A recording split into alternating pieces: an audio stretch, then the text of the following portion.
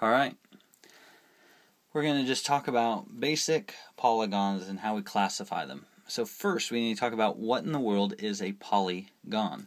And so poly is just a word for many. And so basically a polygon is a triangle, a quadrilateral, a pentagon, a hexagon. You've heard about things like this, but this is the general name, the generic name for it. And so it's a closed figure that has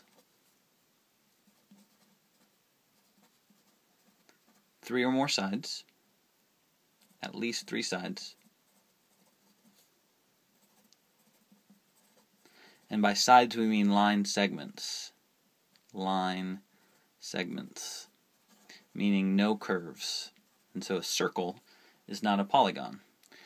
And that's one part. And then the second is that each side only connects to two other sides. Each side intersects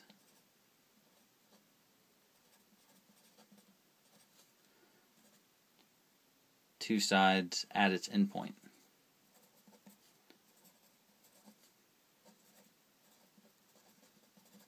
Wow. So that's a very mathematical definition. But so an example of a polygon. So it's got to have at least three sides. And so you've got each side right here has to touch two other sides. And it has to touch at these endpoints. So each side touches two other ones. And so you can think of a triangle as at least three sides. And this side right here touches only other two. This side touches two. This side touches two. And so, not a polygon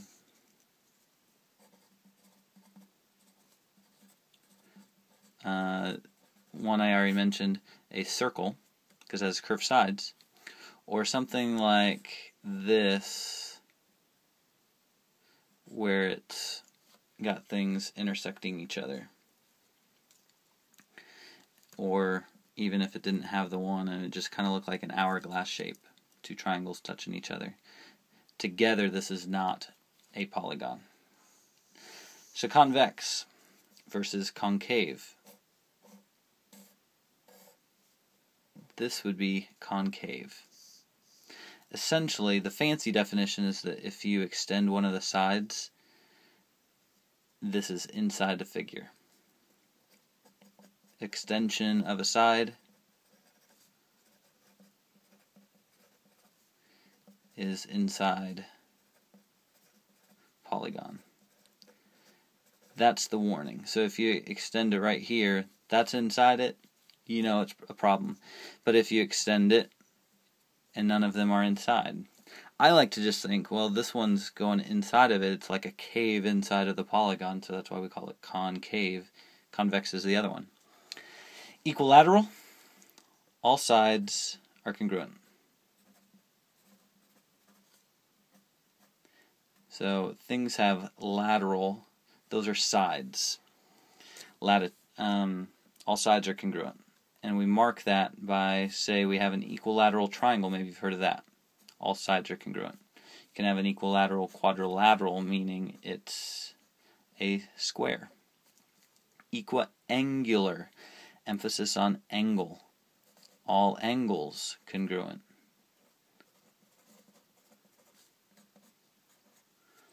And irregular, polygon means it's both equilateral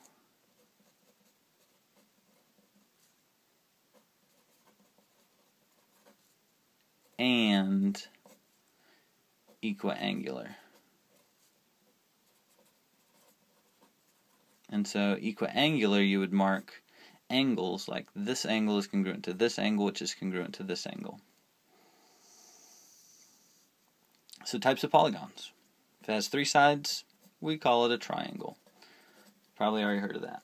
If it has four sides, maybe you say a square, a trapezoid, all of those are special kinds of quadrilaterals.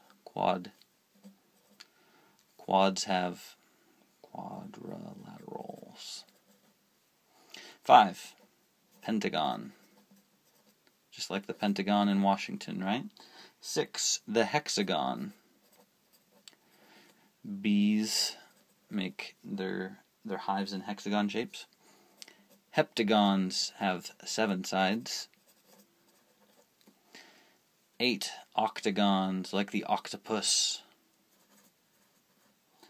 9's, Nonagon. And a decade has 10 years, so a decagon. And a dodecagon, so it's like a decagon with another 2, is 12. Why do we skip 11? I don't know.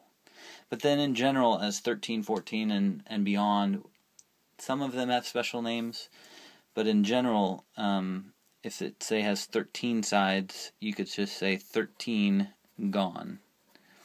We call it an n-gon. Whatever the number of sides it has, it's a number of sides, gon. And you're like, well, why couldn't we just call it a 3-gon?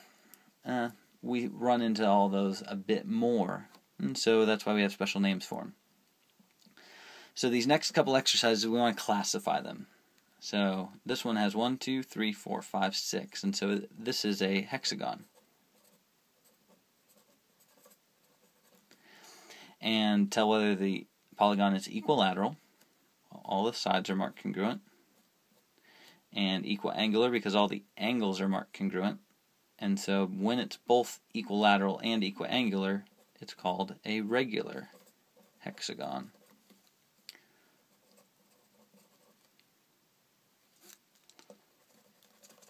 And so how could we say? Well, it has 6 sides and congruent angles and sides. This one, well, we have 1, 2, 3, 4, so it's a quadrilateral, 4 sides.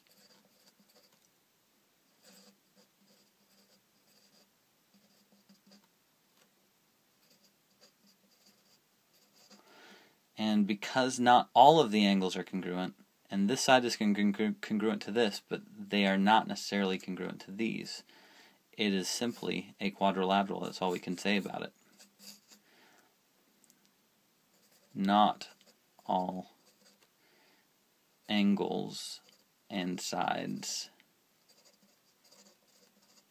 congruent. Alright, next one. We've got 1, 2, 3, 4, 5, 6, 7, 8, 9, 10, 11, 12. And that is our dodecagon. Dodecagon. And with that, all of those were marked congruent, and so it is a equilateral. All the sides are equilateral. And if you notice, all of these are right angles. But notice that not all the right angles are inside of it. This one's outside. And so when this outside is 90, this one right here is the leftover 270 degrees. And so it is strictly an equilateral.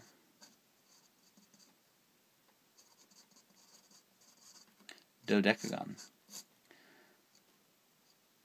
Equal sides,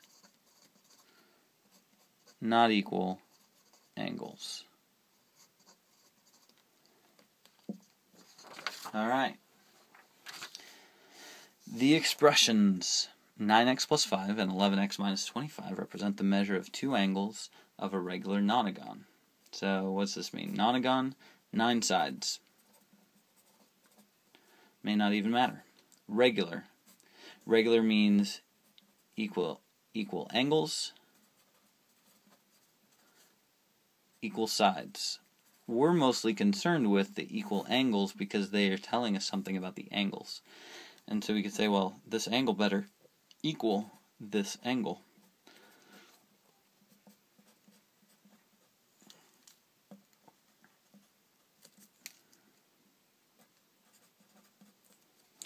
And so, if you subtract 9x from both sides, you get 2x.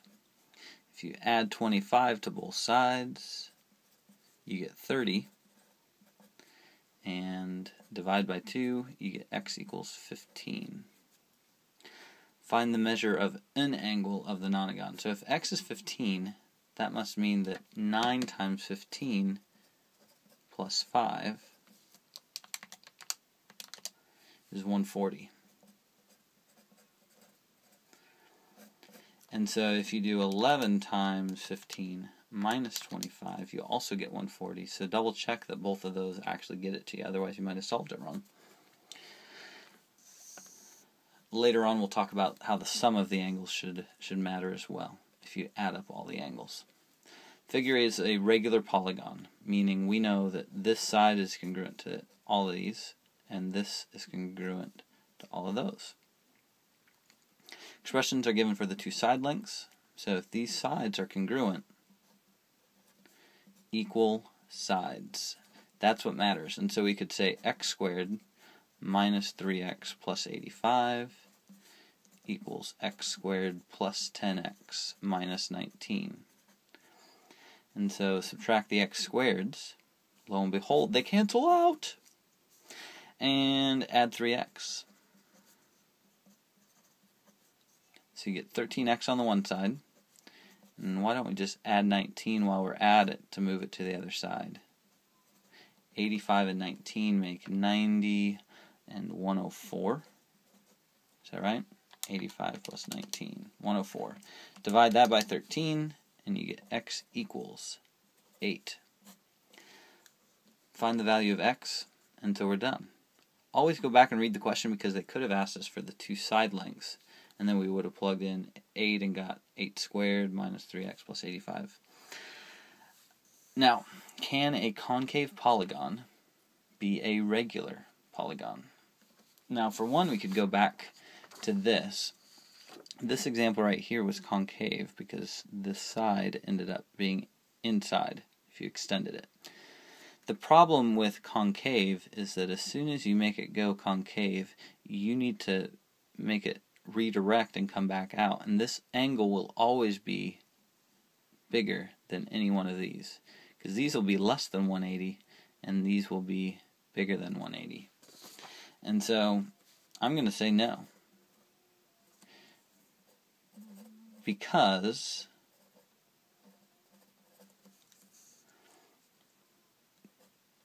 the angles